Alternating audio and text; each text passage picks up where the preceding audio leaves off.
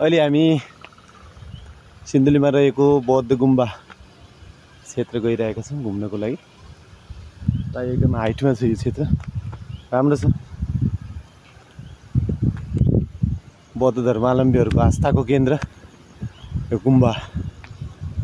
यो चाहिँ गुम्बाको भित्र पाठ पूजा चलिरहेछ भने हामीले फोटो खिच्न पाइन्छ कि पाइँदैन, तैपनि हामीले खिच्यौँ। एकदमै राम्रो छ, तर हाइटमा छ। चारैतिर देखिँदो रहेछ यहाँबाट सिन्धुली बजार प्राय जसो सबै भागहरू यहाँबाट देखिँदो रहेछ। यसरी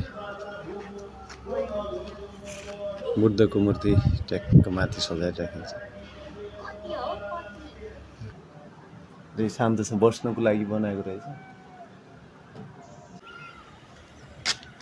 देखिएको क्षेत्र प्राय जसो यो सबै भाग सिन्धुली बजारको एरिया।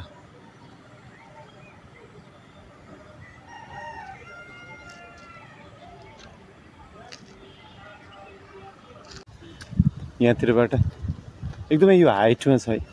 अनि यतातिरबाट यो देखिएको पछाडि देखिएको सिन्धुली बजार क्षेत्र, यता सिन्धुली बजार क्षेत्र। अनि उतातिरको यो क्षेत्र पनि सिन्धुली नै हो। यतातिरको यो गुम्बा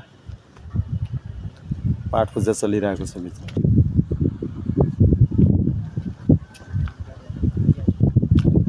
हामी यतातिरबाट घुमेर जान्छौँ।